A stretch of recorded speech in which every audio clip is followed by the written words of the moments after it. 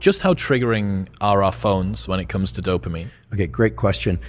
We often hear that, that social media getting dopamine hit after dopamine hit.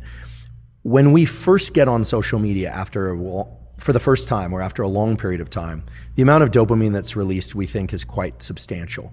It's novel. Remember, dopamine is about novelty, surprise, and the sense that we are on some exciting track. That's what dopamine is really about.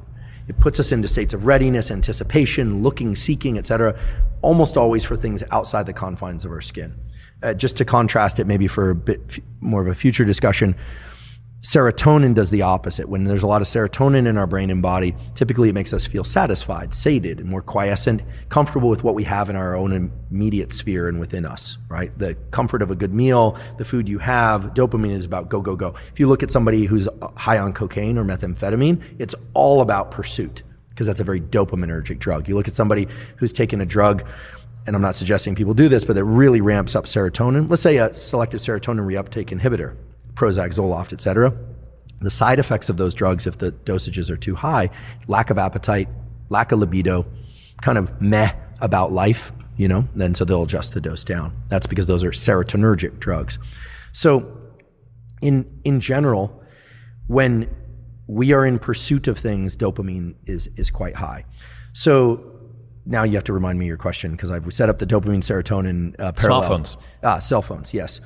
Forgive me. So the thing about cell phones is when you first get on there and you haven't, let's say no Wi-Fi on the flight or something, and you land, it can actually be quite stimulating. You get a lot of dopamine. Oh, there's this. Oh, there's that. But very quickly, when you're scrolling on social media, you're no longer getting the novelty, but you're continuing to do it and you almost don't know why you're doing it. At that point, it shifts over to something that's a bit more like an obsessive compulsive behavior, where we can define an obsessive compulsive behavior where the obsession leads to a compulsion. So the obsession is a thought, the compulsion is a behavior, but the acting out of the compulsion merely serves to increase the obsession.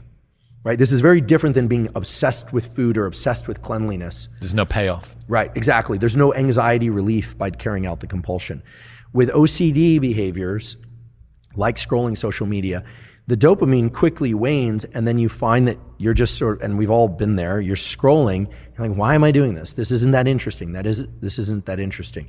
Now, the algorithms for social media are very clever, and I don't want to demonize it. I provide a lot of my life is spent on, on social media now, but in the algorithms that they've incorporated function on the most powerful way to keep people doing a behavior, or an animal for that matter, is intermittent random reward, or random intermittent reward, that you don't know when you're going to hit the jackpot. So you're scrolling, and then you see something.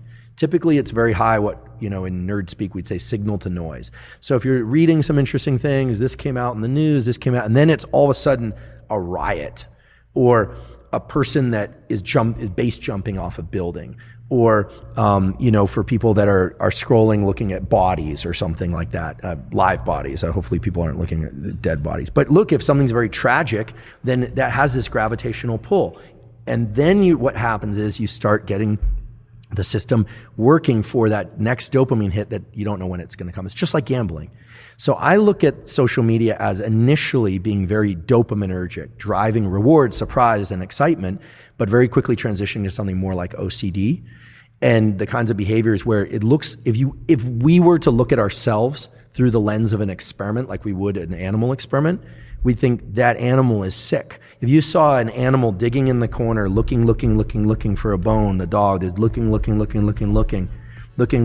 you'd think that's really sad.